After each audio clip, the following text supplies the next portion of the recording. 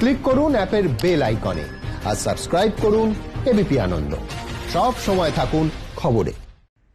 লাদাখ ইস্যুতে অব্যাহত রাজনৈতিক চর্চা। নরেন্দ্র মোদী আসলে সারেন্ডার মোদী? ফের মোদীকে কটাক্ষ করে টুইট রাহুল গান্ধীর। মানুষের জবাব দেবে কংগ্রেস সাংসদকে পাল্টা বিজেপির। লাদাখে গালওয়ানে চীনা আগ্রাসনের মুখে পড়ে প্রাণ দিয়েছেন দেশের 20 জন জওয়ান। এ নিয়ে ফের মোদী সরকারকে নিশানা করলেন রাহুল গান্ধী। জাপানি সংবাদপত্রের রিপোর্টকে উদ্ধৃত করে কংগ্রেস সাংসদের টুইট, নরেন্দ্র মোদী আসলে সারেন্ডার মোদী। কিন্তু রাহুল কি ইচ্ছাকৃতভাবে তার টুইটে সারেন্ডার বানানে দুটি আর এর জায়গায় একটি আর লিখেছেন, নাকি এটা নিছকই ভুলবশত? তা নিয়ে দিনভর চর্চা চলে রাজনীতিক ও নেটিজেনদের মধ্যে। এই প্রেক্ষাপটে রাহুল গান্ধীকে পাল্টা নিশানা করেছে বিজেপি। गलवान घाटी की बात ले लीजिए, जिस तरीके से भारत के फौज वहां पर लड़ाई लड़ करके अपनी एक एक इंच जमीन संभाल करके अपनी सीमाओं की रक्षा की है, वहां कांग्रेस पार्टी उनका मनोबल तोड़ने के लिए दिन रात एक कर रही है। इस बात को समझना चाहिए। हम नहीं पूछ रहे तुमसे कि यूपीए के समय में चीन ने कितनी हमारी जमीन ले ली। आज हम गौरव के साथ कह सकते हैं कि 2014 से लेकर के 2019 में सारे बॉर्डर की 98% सड़क बन करके तैयार हो गई है। ये बात हमको समझनी चाहिए। শুক্রবার সর্বদল বৈঠকে প্রধানমন্ত্রী জানান, লাদাখে চীনে কোনো সেনা ঢোকেইনি। पूर्वी लद्दाख में जो हुआ, न वहां कोई हमारी सीमा में घुस आया है, न ही कोई घुसा हुआ है,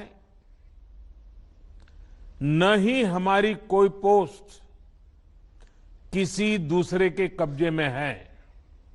लेकिन जिन्होंने भारत माता की तरफ आंख उठाकर देखा था, उन्हें वो सबक सिखा कर गए। তাহলে দুদেশের সেনার মধ্যে সংঘর্ষ হলো কেন? কেন প্রাণ দিতে হলো আমাদের 20 জন বীর জওয়ানকে? এরপর মোদী শুক্রবারের বক্তব্যের উপরে ব্যাখ্যা দিতে গিয়ে তার দফতর থেকে বলা হয়, সর্বদল বৈঠকে দেয়া লাদাখ নিয়ে প্রধানমন্ত্রী বক্তব্যের ভুল ব্যাখ্যার চেষ্টা হচ্ছে। প্রধানমন্ত্রী বৈঠকে স্পষ্ট জানিয়েছেন, 15 জুন গালওয়ানে উত্তেজনা তৈরি হওয়ার কারণ চীন এলএসিতে কাঠামো তৈরি করছিল এবং আপত্তি জানানো সত্ত্বেও এই ধরনের কাজ থেকে বিরত থাকতে অস্বীকার করেছিল।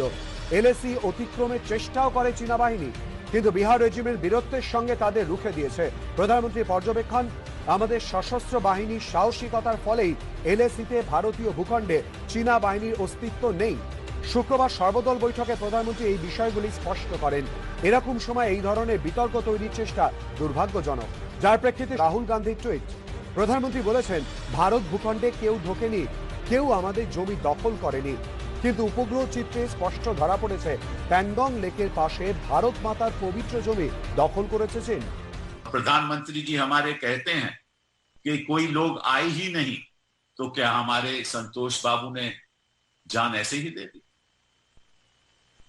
हमारे 19 जवानों ने अपनी जान ऐसे ही, अपनी कुर्बानी ऐसे ही कर दी। स्पेशल वर्षन प्रधानमंत्री की जो ऑल पार्टी बैठक का आया, उसमें से जो वो बयान उन्होंने ऑल पार्टी बैठक को दिया कि कोई टेरिटरी भी उनके कब्जे में नहीं है, वो उन्होंने हटा दिया स्टेटमेंट। इससे साफ जाहिर है कि प्रधानमंत्री का स्टेटमेंट गलत था। चीन की जो सरकार है और प्रधानमंत्री के बयान में अंतर क्या है? कांग्रेस के पाल्टा जवाब दिए बीजेपी। कांग्रेस पार्टी और उसके नेता राहुल गांधी मर्यादा तोड़ रहे हैं, देश का अपमान कर रहे हैं।